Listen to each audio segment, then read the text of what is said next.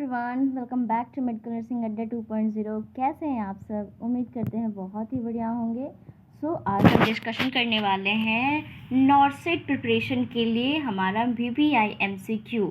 It means हम नॉर्सेट 8 जो हमारा एग्ज़ाम होने वाला है उसमें कौन कौन सा ऐसा हमारा टॉपिक्स है या फिर जो क्वेश्चंस हैं वो बहुत ज़्यादा क्या है, इम्पॉर्टेंस हैं।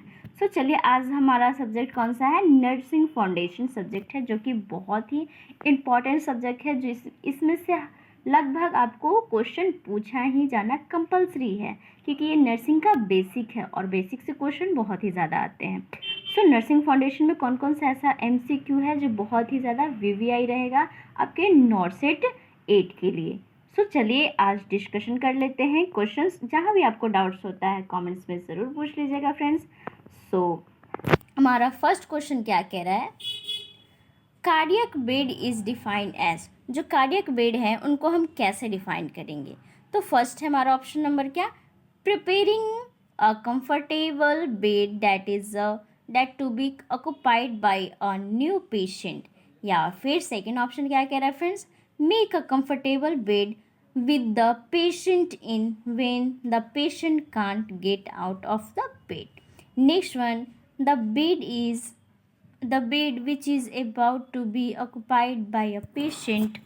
And last option क्या कह रहा है friends, the bed that help in patient to assume a sitting position which provide comfortable to the patient with the least strain. इनमें से कौन सा ऐसा ऑप्शन है जो कि हमारा करेक्ट होगा? ऑप्शन नंबर क्या होंगे? डी। जो कार्डियक बेड है वो हम कैसे डिफाइन कर सकते हैं? The bed that help to patient assume sitting position which provide comfortable to patient with in the least strain. Patient को ऐसा हमें क्या करना है, कार्डियक बेड में हमें सिंपली सी क्या है, सिटिंग पोजीशंस में पेशेंट अपना क्या करेंगे, वर्क करेंगे और कंफर्टेबल प्रोवाइड्स कर सकते हैं पेशेंट्स को। ओके फ्रेंड्स, चलिए नेक्स्ट क्वेश्चन की ओर बढ़ते हैं। नेक्स्ट क्वेश्चन क्या कह रहा है?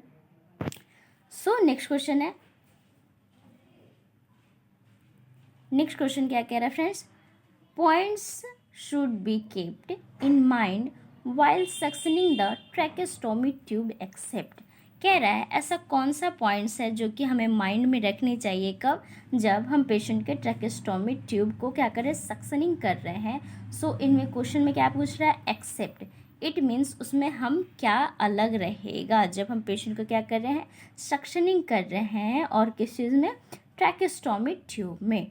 हमें इसमें एक्सेप्ट पूछा जा रहा है, यानी कि उस रिलेटेड क्या है, एक्सेप्ट यानी अलग होंगे। तो फर्स्ट ऑप्शन क्या कह रहा है friends, don't suction vigorously. Next क्या है, suctioning should be continued for longer than 5 to 10 seconds at a time. Next, selection of appropriate suction catheter is essential. And last one is suctioning should be done only in sideline position. इनमें से कौन सा option correct होगा? Option number क्या होंगे, D correct हो जाएंगे। Simple से इसमें क्या पूछा जा रहा है, एक्सेप्ट, यानी कि जब हम सक्शनिंग करेंगे पेशेंट में ट्रैकेस्टोमी ट्यूब में जब सक्शनिंग कर रहे हैं तो किस बात का ध्यान हमें नहीं रखना है। ये सिंपल सा क्या नहीं रखना है, जब सक्शनिंग कर रहे हैं, डन हो गया है, तो साइडलाइन पोजीशन आप यूज़ करिएगा। ये क्या करना है, अवॉइड करना है। चलिए नेक्स्ट क्वेश्चन की ओर बढ़ते हैं फ्रेंड्स। नेक्स्ट क्वेश्चन क्या कह रहा है,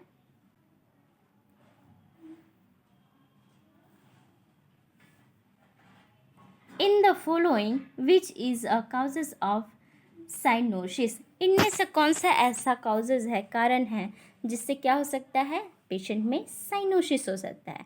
और साइनोसिस क्या होता है, जब बॉडी में डिस्कलरेशन हो जाता है, it means bluish discolouration body में देखने को मिलेगा, उसको हम लोग क्या बोलते हैं, साइनोसिस बोलते हैं। तो अब पूछा जा रहा है कि किन किन कारणों से पेशेंट में साइनोसिस हो सकता है।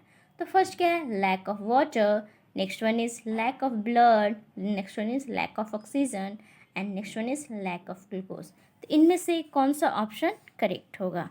तो क्या होंगे, ऑप्शन नंबर सी करेक्ट हो जाएगा। यानी कि जब बॉडी में लैक ऑफ ऑक्सीजन होने लगता है तब पेशेंट में साइनोसिस देखने को मिलती है। चलिए नेक्स्ट क्वेश्चन को मूव ऑन करते हैं। स्किन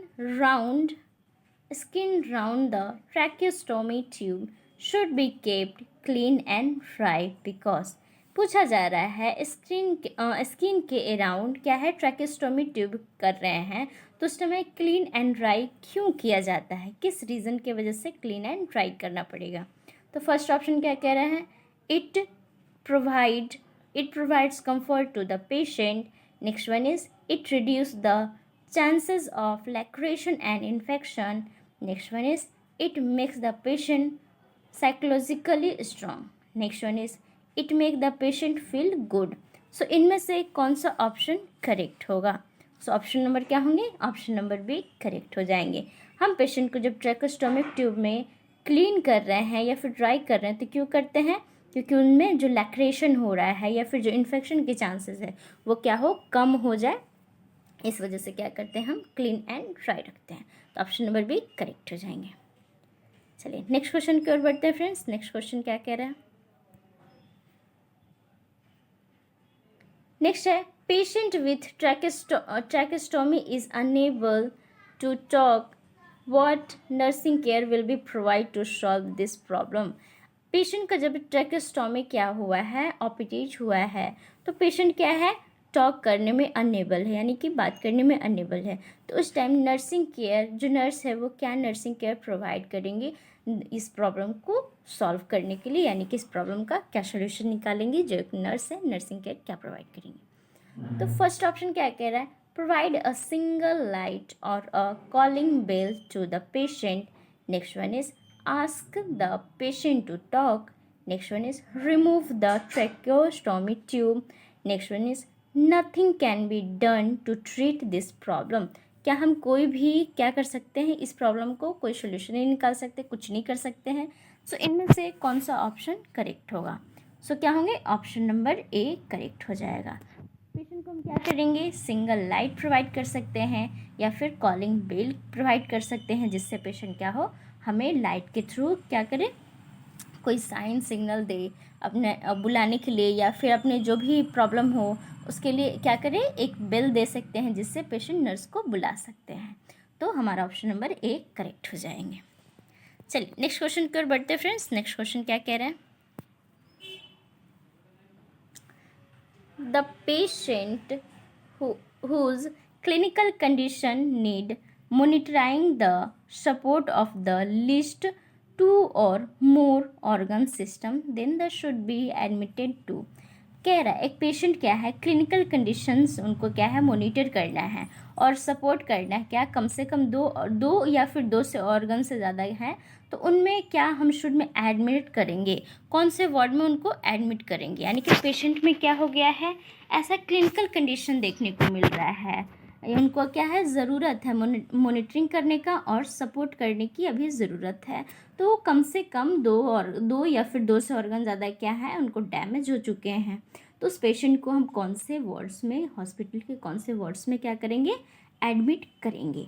तो क्या उनको मेडिकल वार्ड में एडमिट करेंगे, आईसीयू में यानी कि इंटेंसिव केयर यूनिट में, या फिर हाई डिपेंडेंसी यूनिट में, या फिर पैलेटिव केयर वार्ड में। सो इनमें से कौन सा ऑप्शन करेक्ट होंगे। सो क्या होंगे, ऑप्शन नंबर बी करेक्ट हो जाएगा। इट मीन्स आईसीयू में क्या करेंगे, हम इनको एडमिट करेंगे, क्योंकि 2 या 2 से ज़्यादा ऑर्गन सिस्टम इनको क्या हो गए हैं, फेलियर हो चुके हैं या फिर प्रॉपर वर्क नहीं कर रहे हैं। चलिए नेक्स्ट क्वेश्चन की ओर बढ़ते हैं फ्रेंड्स। नेक्स्ट क्वेश्चन क्या कह रहा है, नेक्स्ट क्वेश्चन है in hospital waste management body part should be discard in. यानी कि जब पेशेंट का क्या हो रहा है, ऑपरेशन हो रहा है या फिर क्या हो रहे हैं, ओटी में सर्जरी हो रही है, तो जो हॉस्पिटल मैनेजमेंट जो हमारा है उसमें हम क्या कर रहे हैं, पेशेंट को हम क्या करें, बॉडी पार्ट्स डिसगार्ड करना है। तो कौन से कलर के डस्टबिन में डिसगार्ड करेंगे, क्या उनको रेड कलर बैग में डस्टबिन में डिसकार्ड करेंगे, ब्लू कलर्ड में बैग में, या फिर ब्लैक कलर बैग में, या फिर येलो कलर बैग में। तो इनमें से कौन सा ऑप्शन करेक्ट होगा। सो हम जब भी क्या कर रहे हैं, body parts, body organ discard करना है, तो येलो कलर बैग में या डस्टबिन में क्या करते हैं, डिसकार्ड करते हैं। तो ऑप्शन नंबर डी करेक्ट हो जाएंगे। चलिए नेक्स्ट क्वेश्चन की ओर बढ़ते हैं फ्रेंड्स। नेक्स्ट क्वेश्चन क्या कह रहा है, appropriate size of endotracheal tube for adult is, जो एडल्ट पर्सन है उनके लिए जो एप्रोप्रिएट साइज किस चीज़ के लिए, इंडोट्रैकियल ट्यूब के लिए, वो साइज कौन सा है। सो फर्स्ट ऑप्शन क्या होंगे friends, 8 to 9.5 mm, second one is 2.5 to 4 mm, next one is 5 to 7 mm and last one is 5 to 7 centimeter. सो इनमें से कौन सा ऑप्शन करेक्ट होंगे। सो ऑप्शन नंबर क्या करेक्ट हो जाएंगे friends, option number A correct हो जाएंगे, यानी कि एक एडल्ट के लिए appropriate size of endotracheal tube का कितना होगा, 8 to 9.5 mm करेक्ट हो जाएंगे। ओके फ्रेंड्स, कोई डाउट है तो जल्दी से कमेंट्स में पूछ लीजिए। अब चलिए बढ़ते हैं नेक्स्ट क्वेश्चन की ओर। नेक्स्ट क्वेश्चन क्या कह रहा है। सो नेक्स्ट क्वेश्चन हमारा क्या है friends, question number 284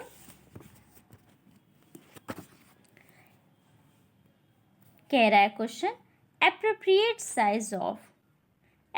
size of endotracheal tube for newborn is, जो हमारा न्यूबॉर्न पेशेंट है, यानी कि जो एक शिशु है, नवजात है, उनके लिए इंडोट्रैकियल ट्यूब है, जो उनका एप्रोप्रिएट साइज कौन सा होगा। क्या उनमें 8 to 9.5 mm यूज़ करेंगे, 2.5 to 4 mm यूज़ करेंगे, 5 to 7 mm यूज़ करेंगे, या फिर 5 to 7 सेंटीमीटर यूज़ करेंगे। तो इनमें से कौन सा ऑप्शन करेक्ट होगा। सो कौन सा ऑप्शन करेक्ट होगा फ्रेंड्स,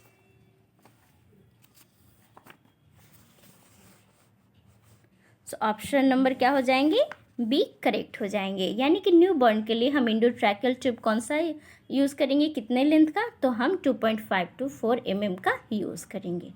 चलिए नेक्स्ट क्वेश्चन की ओर मूव ऑन करते हैं फ्रेंड्स। नेक्स्ट क्वेश्चन में क्या कह रहा है,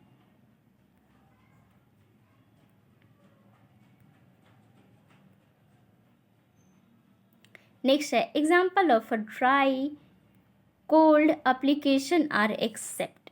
पूछा जा रहा है ऐसा कौन सा ड्राई कोल्ड एप्लीकेशन है, इसमें एग्जाम्पल लेकिन एक्सेप्ट, यानी कि ड्राई कोल्ड एप्लीकेशन का एग्जाम्पल छोड़ के इनमें से कौन सा ऑप्शन करेक्ट होगा। सो फर्स्ट क्या है, ice bag, ice pack, cold compression या फिर आइस कॉलर। सो इनमें से कौन सा ऑप्शन करेक्ट हो जाएगा फ्रेंड्स। सो ऑप्शन नंबर क्या होंगे, सी करेक्ट हो जाएंगे, यानी कि जो ड्राई कोल्ड एप्लीकेशन में आते हैं वो क्या हो जाएंगे, आइस बैग हो जाएंगे, आइस पैक हो जाएंगे, आइस कॉलर हो जाएंगे। बट इनमें से एक्सेप्ट देखा जाए तो सी नंबर क्या हो जाएंगे, करेक्ट हो जाएंगे। चलिए नेक्स्ट क्वेश्चन की ओर मूव ऑन करते हैं फ्रेंड्स। नेक्स्ट क्वेश्चन क्या कह रहा है, नेक्स्ट क्वेश्चन कह रहा है a patient is suffering from respiratory distress, what care will be you provide to him. एक पेशेंट है जो कि रिस्पिरेटरी डिस्ट्रेस से क्या कर रहा है, सफ़र कर रहा है, तो जो नर्सेज हैं वो उस पेशेंट को क्या प्रोवाइड करेंगे। क्या उनको एंडोट्रैकियल इंट्यूबेशन करेंगे, फाउलर पोजीशन क्या करेंगे, फाउलर पोजीशन उनको प्रोवाइड करेंगे, या फिर ट्रैकियोब्रोंकियल सक्शनिंग करेंगे, या फिर ऑल ऑफ द अबव। यानी कि ये सारे ऑप्शंस, यानी कि जो सारे ऑप्शंस दिए हुए हैं वो सारे क्या करेंगे, यूज़ करेंगे। तो इनमें से कौन सा ऑप्शन करेक्ट होगा friends. So option number D correct हो जाएंगे, यानी कि जो रिस्पिरेटरी डिस्ट्रेस से जो पेशेंट सफ़र कर रहे हैं उनको हम क्या कर सकते हैं, एंडोट्रैकियल इंट्यूबेशन करेंगे, फाउलर पोजीशन भी प्रोवाइड करेंगे, ट्रैकियोब्रोंकियल सक्शनिंग भी करेंगे। यानी कि ये चारों ऑप्शन करेक्ट हो जाएंगे। चलिए बढ़ते हैं नेक्स्ट क्वेश्चन की ओर फ्रेंड्स। नेक्स्ट क्वेश्चन क्या कह रहे हैं, if there is an accumulations of secretion in the respiratory tract, what will you do। यानी कि जो पेशेंट में क्या हो रहा है, एक्यूमुलेशन हो गया है किस चीज़ का, सिक्रेशन का, रिस्पिरेटरी ट्रैक्ट में क्या हो गया है, एक्यूमुलेशन हो गया, जो सिक्रेशन हो रहा है। तो जो नर्स है वो अब क्या करेंगे, यानी कि respiratory tract what you will be do, यानी कि उसके लिए अब आप क्या कर सकते हो। क्या उनको आप प्रोवाइड कर सकते हो साइडलाइन पोजीशन, या फिर ट्रैकेस्टोमी करोगे, या फिर ट्रैकियोब्रोंकियल सक्शनिंग करेंगे, या फिर रिमूवल ऑफ ट्रैकिया करेंगे। तो इनमें से कौन सा ऑप्शन करेक्ट हो जाएगा। सो ऑप्शन नंबर क्या होंगे, ऑप्शन नंबर सी करेक्ट हो जाएंगे, यानी कि उस पेशेंट में हम ट्रैकियोब्रोंकल सक्शनिंग प्रोवाइड करेंगे। ओके फ्रेंड्स, कोई डाउट है तो जल्दी से कमेंट्स में पूछ लीजिए। अब बढ़ते हैं नेक्स्ट क्वेश्चन की ओर। नेक्स्ट क्वेश्चन क्या कह रहा है friends? The best suitable position for endotracheal intubation is, यानी कि कौन सा ऐसा बेस्ट सुटेबल पोजीशन है जब पेशेंट को एंडोट्रैकियल ट्यूब इंटूबेशन कर रहे हैं। क्या उनमें प्रोन पोजीशन यूज़ करेंगे, क्या सुपाइन पोजीशन यूज़ कर सकते हैं, क्या लिथोक्टोमी पोजीशन यूज़ करेंगे, या फिर साइड लाइन पोजीशन यूज़ करेंगे? तो इनमें से कौन सा ऑप्शन करेक्ट हो जाएगा? सो क्या होंगे? ऑप्शन नंबर बी करेक्ट हो जाएंगे, यानी कि जो सुपाइन पोजीशन है उन पेशेंट में, यानी कि एंडोट्रैकियल इंटूबेशन कर रहे हैं पेशेंट को, तो सूटेबल पोजीशन कौन सा रहेगा? सुपाइन पोजीशन सूटेबल रहेंगे। चलिए नेक्स्ट क्वेश्चन की मूव करते हैं फ्रेंड्स। जो क्वेश्चन है हमारा नेक्स्ट क्या कह रहा है? सो नेक्स्ट क्वेश्चन है हमारा, removal of the secretion by gravity from the lungs by providing a specific position to the patient is known as। Simple सा क्वेश्चन क्या कह रहा है फ्रेंड्स? आपको क्वेश्चन में कह रहा है जो सिक्रेशन है वो क्या कर रहे हैं? रिमूव कर रहे हैं थ्रू द ग्रेविटी, यानी कि बाय द ग्रेविटी। फ्रॉम कहाँ से? लंग्स से। जो सिक्रेशन है वो लंग्स के थ्रू क्या कर रहे हैं? हम बाहर उसको रिमूव कर रहे हैं। सो कह रहा है providing a specific position to the patient is known as. अब उस सिक्रेशन को रिमूव करने के लिए कौन सा स्पेसिफिक पोजीशन है जो कि हम क्या करेंगे? पेशेंट को प्रोवाइड करेंगे। तो फर्स्ट हमारा कौन सा है? नेज़ोगैस्ट्रिक ड्रेनेज। नेक्स्ट क्या है हमारा? Tracheostomy. Next one is chest physiotherapy drainage and last one is postural drainage. तो इनमें से कौन सा ऑप्शन करेक्ट होगा? सो क्या होंगे? ऑप्शन नंबर डी करेक्ट हो जाएंगे। यानी जो पेशेंट का क्या हो रहा है? सिक्रेशन रिमूव कर रहे हैं कहाँ से? लंग्स के, और उसके लिए स्पेसिफिक जो पोजीशन है वो पोजीशन हम यूज़ कर रहे हैं, उस पोजीशन को हम लोग क्या बोलते हैं? पोस्चरल ड्रेनेज बोलेंगे। ओके फ्रेंड्स, चलिए अब बढ़ते हैं नेक्स्ट क्वेश्चन की ओर। नेक्स्ट क्वेश्चन क्या कह रहा है फ्रेंड्स?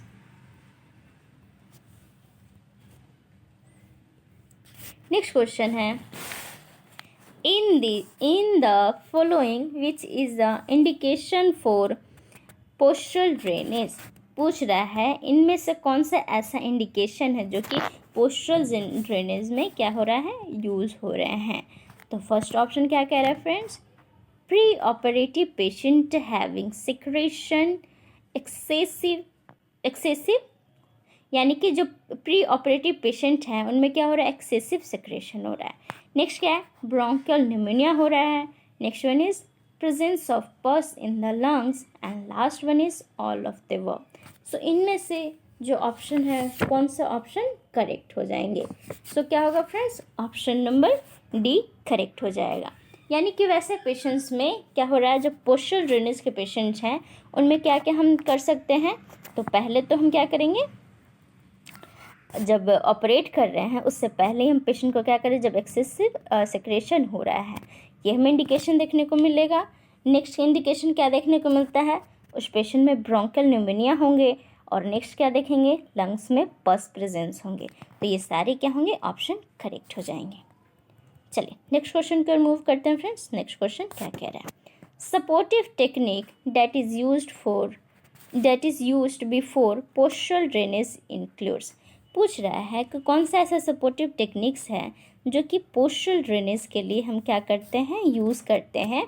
पोस्चरल ड्रेनेज करने से पहले हम क्या करते हैं? उस पेशेंट को सपोर्टिव टेक्निक कौन सा है जो कि यूज़ करेंगे, और उनमें से कौन कौन सा इंक्लूडेड है? Okay, so first number option क्या कह रहा है friends? Bronchodilator medications. Next one is hot steam inhalation.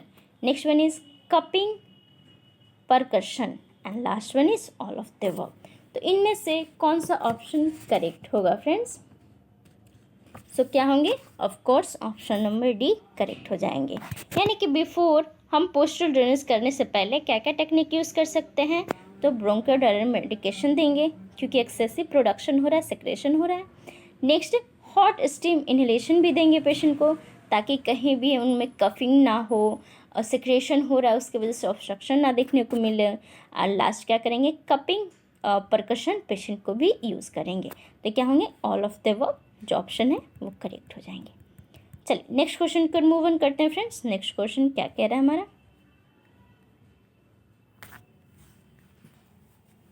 कहीं भी डाउट्स हो रहा है फ्रेंड्स तो ज़रूर आप कमेंट्स में पूछ लीजिए।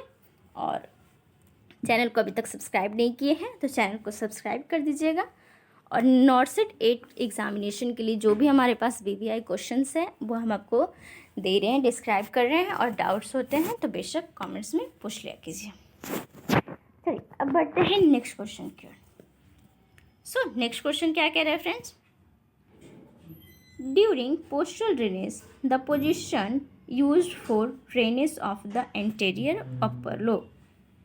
सो जब पोस्टल ड्रेनेज के थ्रू कौन सा ऐसा पोजीशन है जो कि यूज करेंगे एंटीरियर अपर लोब के लिए, यानी कि पेशेंट को हम क्या कर रहे हैं, पोस्टल ड्रेनेज कर रहे हैं। और जब पोस्टल ड्रेनेज के दौरान क्या कर रहे हैं हम, पेशेंट को कौन सा ऐसा पोजीशन है जो कि यूज़ करेंगे और कहाँ पे यूज़ करेंगे, एंटीरियर अपर लोब में ड्रेनेज हो रहा है। तो सिंपल सी बात है, कौन सा पोजीशन हम यूज़ कर रहे हैं।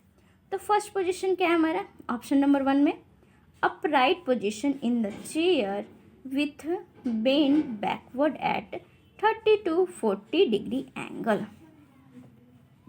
And next one is sitting position in a chair with bending forward about 30 degree angle. C number is left lateral position with pillow under the chest. And last हमारा position कौन सा है, supine position with additional pillow. So इनमें से कौन सा option correct होगा friends, so क्या होंगे, ऑप्शन नंबर ए करेक्ट हो जाएंगे। सो हम पोजीशन में कौन सा पोजीशन यूज़ करेंगे, सो हम क्या करेंगे, अपराइट पोजीशन चेयर में विथ बेंड करेंगे बैकवर्ड, जिसका एंगल कितना होगा 30 to 40 डिग्री एंगल क्या होंगे, बैकवर्ड बेंडिंग रहेंगे। Okay friends, option number A correct हो जाएंगे। चलिए अब बढ़ते हैं नेक्स्ट क्वेश्चन की ओर। In the hospital non infectious waste should be discard इन।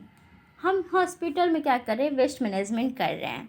तो सिंपल सा क्या पूछ रहा है, जो हॉस्पिटल में नॉन इन्फेक्शियस वेस्टेज हैं उनको हम किस कलर के डस्टबिन में डिस्कार्ड करेंगे। तो फर्स्ट हमारा ऑप्शन क्या है, blue colour dustbin, blue colour bag, next one is black colored bag, next one is red colored bag and last one is yellow colored bag. So इनमें से कौन सा ऑप्शन करेक्ट होंगे, सो क्या होंगे, जो नॉन इन्फेक्शियस वेस्टेज रहते हैं ऑफ कोर्स वो क्या रहते हैं, जिसको हम लोग सूखा कचरा भी बोलते हैं, प्लास्टिक्स हो गए, बॉटल्स हो गए या फिर कुछ ऐसा जिससे इन्फेक्शंस काउज ना करे, तो उसको हम क्या करेंगे, ब्लैक कलर बैग में डिस्कार्ड करेंगे।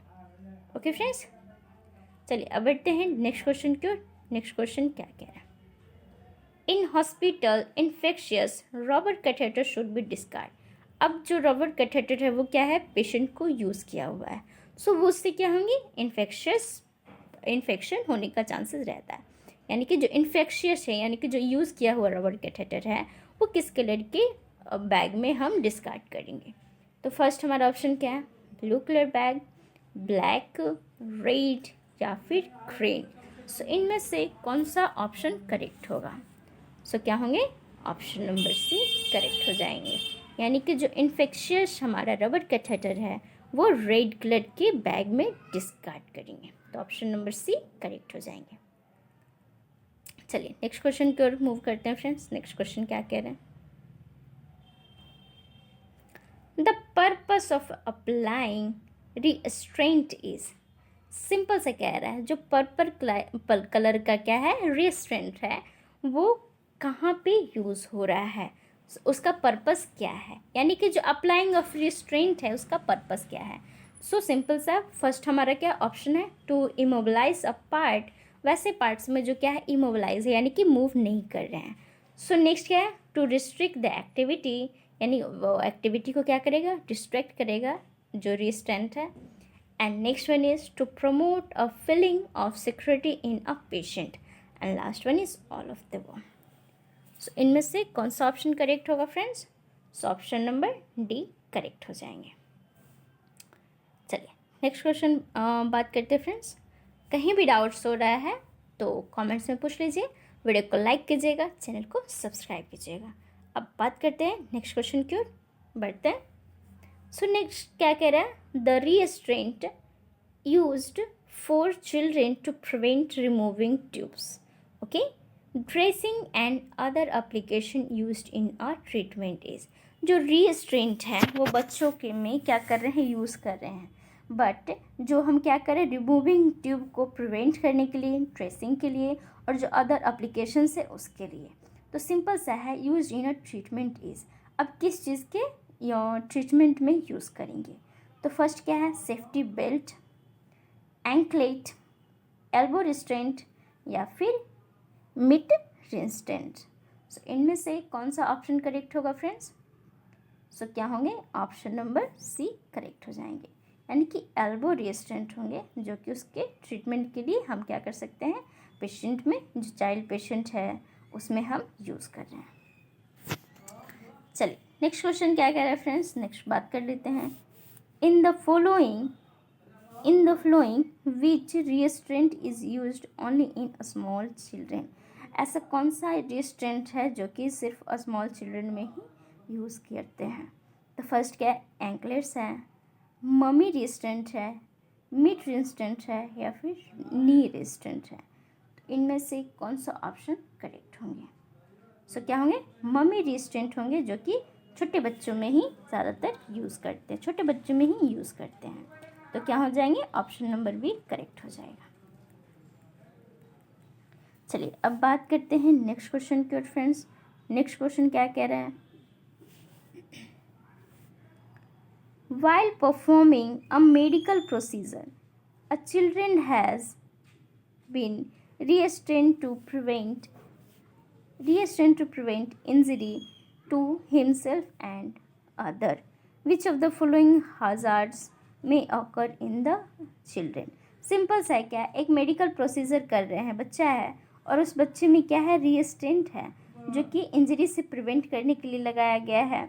उसको उसी की इंजरी से, यानी कि उस बच्चे की इंजरी को प्रिवेंट करने के लिए और अदर जो है उनके इंजरी को प्रिवेंट करने के लिए क्या क्या है? रिस्ट्रेंट लगाया गया है, जब क्या है? मेडिकल प्रोसीजर हो रहा है उस टाइम.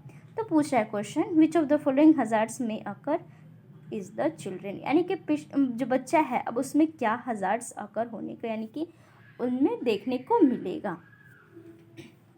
तो ऑप्शन नंबर फर्स्ट क्या है friends? It may occur develop to hypostatic pneumonia due to immobility. क्या उस पेशेंट में काउज करेगा क्या? Hypostatic pneumonia. क्यों? क्योंकि उस पेशेंट में इमोबिलिटी है, यानी कि मूव नहीं कर पा रहे हैं. नेक्स्ट क्या है? Development of foot drops. Next one is development of pressure sore if the child escape restraint for a longer period. And last one is all of the above. सो इनमें से कौन सा ऑप्शन करेक्ट होगा? सो क्या होंगे friends? Option number D correct हो जाएंगे. चलिए नेक्स्ट क्वेश्चन की ओर मूव ऑन करते हैं फ्रेंड्स. नेक्स्ट क्वेश्चन क्या कह रहा है?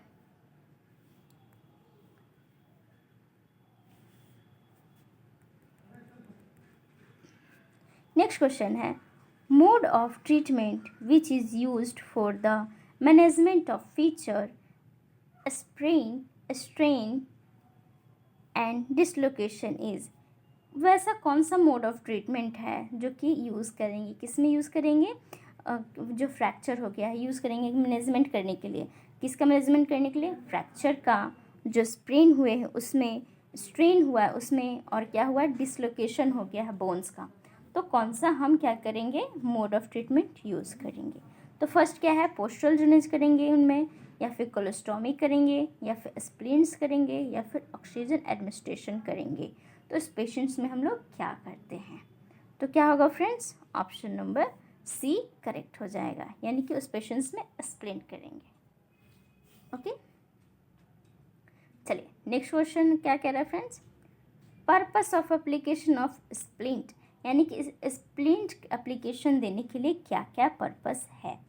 सो पहला क्या है, to maintain immobilize of an injury part, okay, यानी कि जो इमोबिलाइज पार्ट हुआ है, इंजरी पार्ट है, उसको मेंटेन करने के लिए। Next one is maintain reduction of bone in case of fracture of long bones, जो लॉन्ग बोन्स हैं वो फ्रैक्चर हो गया है, तो उसको रिडक्शन करने के लिए, यानी उसको रिड्यूस करने के लिए, कम करने के लिए, उसको मेंटेन करने के लिए क्या करेंगे, हम यूज़ करते हैं। नेक्स्ट क्या है, टू सपोर्ट वीक मसल्स, जो मसल्स हैं उस वो वीक हो चुके हैं, उसको सपोर्ट के लिए, या फिर ऑल ऑफ द वन। तो क्या होंगे फ्रेंड्स, कौन सा ऑप्शन करेक्ट हो जाएगा, तो ऑप्शन नंबर डी करेक्ट हो जाएंगे, यानी कि डी नंबर करेक्ट हो जाएंगे। ओके फ्रेंड्स, कोई भी डाउट्स होते हैं तो कमेंट्स में ज़रूर पूछ लीजिए। अब चलिए बढ़ते हैं नेक्स्ट क्वेश्चन की ओर। नेक्स्ट क्वेश्चन क्या कह रहा है,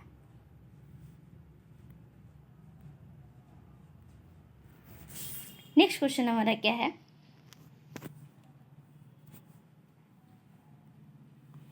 short arm cast type of plaster cast is used in the treatment of, जो शॉर्ट आर्म कास्ट हैं और किस टाइप के प्लास्टर हैं, प्लास्टर कास्ट हैं, जो कि किस ट्रीटमेंट के लिए यूज़ करेंगे। तो पहला क्या है, fracture of the carpel and metacarpal bone. Next one is fracture of radius and ulna bone and dislocation involving the elbow joints. Next one is fracture of the tarsal and metatarsal bone, and last one is fracture of the bone of the lower leg. So इनमें से कौन सा option correct होगा friends, तो option number A correct हो जाएंगे, यानी कि कार्पल और मेटाकार्पल जो बोन फ्रैक्चर हुए हैं उनके लिए क्या यूज़ करते हैं, प्लास्टर कास्टर यूज़ करेंगे, जो कि शॉर्ट आर्म कास्ट है, उसके टाइप्स है। ओके फ्रेंड्स, चलिए अब नेक्स्ट क्वेश्चन की ओर बढ़ते हैं। नेक्स्ट क्वेश्चन क्या कह रहा है,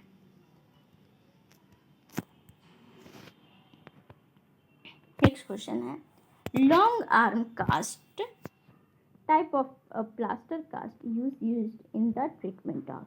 अब यहाँ पे क्या है, long arm cast type of plaster है, सो इसको किस ट्रीटमेंट के लिए यूज़ करेंगे। सो वही क्या है हमारा first number option, carpel and metacarpal fracture के बोन्स के लिए यूज़ करेंगे, फ्रैक्चर बोन के लिए। Next one is fracture of radius and ulnar bone dislocation involving the elbow joints. Next one is fracture of the tarsal and metatarsal, and last one is fracture of the bone of the lower leg. So इनमें से कौन सा option correct होगा friends, तो option number B correct हो जाएंगे, यानी कि जो रेडियस और अल्ना बोन्स हैं जो कि डिसलोकेशन हो गए हैं एल्बो जॉइंट से, उनके क्या करेंगे, उस फ्रैक्चर के लिए हम लोग longer arm cast type of plaster cast use करते हैं। तो ऑप्शन नंबर बी करेक्ट हो जाएंगे। चलिए नेक्स्ट क्वेश्चन बात करते हैं फ्रेंड्स। नेक्स्ट क्वेश्चन क्या कह रहा है, short leg cast type of plaster cast is for the treatment of, जो शॉर्ट लेग कास्ट है टाइप ऑफ प्लास्टर, वो किसके हम लोग क्या करेंगे और ट्रीटमेंट के लिए यूज़ करेंगे। So carpal and metacarpal bones fracture, या फिर radius and ulna bones and the dislocation involving the elbow joints. Next one is fracture of the tarsal and metatarsal, last one is bones of the lower leg fracture. So कौन सा इनमें से option correct हो जाएगा friends, तो option number C correct हो जाएगा, यानी कि टार्सल और मेटाटार्सल्स बोन जो कि क्या है हमारे लेग्स में जो प्रेजेंट होते हैं, उसके लिए हम क्या करेंगे, यूज़ करेंगे, यानी कि हमारे जो फिट में प्रेजेंट होते थे टार्सल एंड मेटाटार्सल बोन्स, उसके लिए हम लोग short leg cast type of plaster cast use करेंगे। ओके फ्रेंड्स, चलिए अब नेक्स्ट क्वेश्चन की ओर मूव ऑन करते हैं। नेक्स्ट क्वेश्चन क्या कह रहा है, नेक्स्ट है पर्पस ऑफ ड्रेसिंग, यानी पेशेंट को ड्रेसिंग करने का पर्पस क्या है। तो फर्स्ट ऑप्शन क्या है, it protect the wound from contamination, जो वुंड हो गया है वो कंटेमिनेशन हो गया, इन्फेक्शन हो गया, उसको प्रोटेक्ट करने के लिए। या फिर इट प्रमोट्स हीलिंग, यानी जो वुंड हुआ है उसको हीलिंग प्रमोट्स कर, यानी कि हील करने के लिए वो जल्दी से वुंड को क्या हो जाए, रिकवर कर जाए। या फिर it provides mental and physical comfort for the patient, and last one is all of the above. So इनमें से कौन सा ऑप्शन करेक्ट होगा, so of course number D correct हो जाएंगे। यानी पेशेंट को उस कंटामिनेटेड वुंड से प्रोटेक्ट करने के लिए भी और हीलिंग प्रोसेस को प्रमोट करने के लिए और मेंटल एंड फिजिकल पेशेंट का कंफर्टेबल रहे उसके लिए भी, तो क्या होंगे D number all of the above correct हो जाएंगे।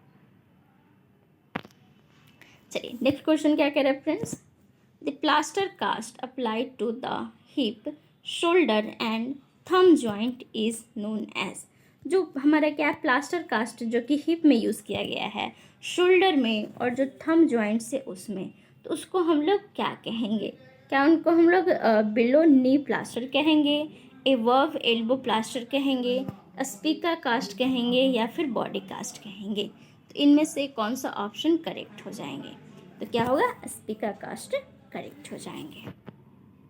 चलिए नेक्स्ट क्वेश्चन पर मूव करते हैं फ्रेंड्स। नेक्स्ट क्वेश्चन क्या कह रहे हैं, purpose of plaster cast includes, यानी कि जो पेशेंट में हम प्लास्टर कास्ट यूज़ कर रहे हैं उसका पर्पस क्या है? सो फर्स्ट ऑप्शन क्या है, to immobilize any body parts, यानी कि जो इमोबिलाइज बॉडी पार्ट्स हो गया है, एनी बॉडी पार्ट्स उसको क्या करेंगे, मतलब जो कोई भी बॉडी पार्ट्स है उसको इमोबिलाइज करने के लिए, ताकि इधर से उधर मूव ना करे। नेक्स्ट क्या है, to prevent or correct deformity. Next one is to relieve pain associated with fracture, and last one is all of the above. तो क्या होंगे friends, all of the above correct हो जाएगा। यानी कि पर्पस ऑफ प्लास्टर कास्ट का क्या है, कोई भी बॉडी को क्या करेंगे, जब तक वो फ्रैक्चर हुआ है उसको ठीक करने के लिए इमोबिलाइज कर देते हैं, यानी कि बॉडी को मूव नहीं करना है। नेक्स्ट क्या है, जो हमारा डिफॉर्मिटीज़ हुआ है उसको प्रिवेंट करने के लिए और करेक्ट करने के लिए। नेक्स्ट क्या है, जो फ्रैक्चर हुआ है उसको पेन में रिलीफ देने के लिए हम लोग क्या करते हैं, प्लास्टर कास्ट का यूज़ करते हैं। ओके फ्रेंड्स, चलिए अब नेक्स्ट क्वेश्चन की ओर मूव करते हैं। नेक्स्ट क्वेश्चन क्या कह रहा है, in the following which method is used to treat fracture. इनमें से कौन सा ऐसा मेथड है जो कि फ्रैक्चर को ट्रीट नहीं कर सकता है, यानी कि फ्रैक्चर ट्रीट करने में वो मेथड यूज़ नहीं होता है? तो क्या वो स्प्लिंट है, फ्रैक्शन है, प्लास्टर कास्ट है या फिर पोस्टरल ड्रेनेज है? सो इनमें से कौन सा ऑप्शन करेक्ट हो जाएंगे? तो क्या होंगे पोस्टरल ड्रेनेज। ऑफकोर्स ये ड्रेनेज के लिए वर्क करता है, ना कि ना कि जो फ्रैक्चर हुआ है उसके ट्रीटमेंट के लिए। ओके फ्रेंड्स, चलिए अब नेक्स्ट क्वेश्चन की ओर मूव करते हैं। नेक्स्ट क्वेश्चन क्या कह रहा है,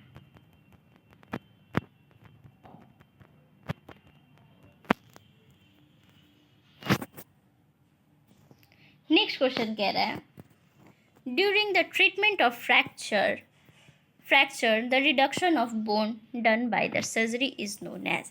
जब फ्रैक्चर के ट्रीटमेंट के दौरान बोन्स का क्या हुआ, रिडक्शन किया गया, कैसे, सर्जरी के थ्रू, तो उसको हम लोग क्या बोलते हैं? क्या उसको हम लोग क्लोज रिडक्शन बोलेंगे, ओपन रिडक्शन बोलेंगे, रिडक्शन फ्रैक्शन बोलेंगे या फिर मैनिपुलेशन बोलेंगे? सो उस हम लोग उसको क्या कहते हैं, जब सर्जरी के थ्रू बोन को क्या किया गया है, रिडक्शन किया गया है, जब हमारा फ्रैक्चर हुआ तो फ्रैक्चर के ट्रीटमेंट के दौरान, तो उसको हम लोग क्या कहते हैं? तो क्या कहेंगे, ओपन रिडक्शन हम कहेंगे। इट मीन्स बी नंबर जो ऑप्शन है वो करेक्ट हो जाएंगे। चलिए नेक्स्ट क्वेश्चन क्या कह रहे हैं friends, during the treatment of fracture the internal fixations device such as the metallic screws and pallets, rails और rods are used। जब फ्रैक्चर का क्या हो रहा है, ट्रीटमेंट हो रहा है, उस दौरान जो इंटरनल फिक्सेशन होता है, जो फिक्सेशन डिवाइस है, जैसे कि मेटालिक हो गया, मेटालिक स्क्रीव हो गया, पैलेट्स हो गए, रॉड्स हो गए, वो कब यूज़ किया जाता है, किस में यूज़ किया जाता है? क्या वो क्लोज रिडक्शन में यूज़ करेंगे, ओपन रिडक्शन में, रिडक्शन ट्रैक्शन में या फिर मैनिपुलेशंस में? सो किस में हम लोग यूज़ करते हैं? तो क्या होगा friends, B number option correct हो जाएंगे।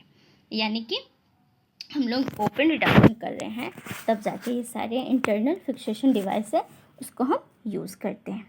ओके फ्रेंड्स, तो आज के लिए इतना ही।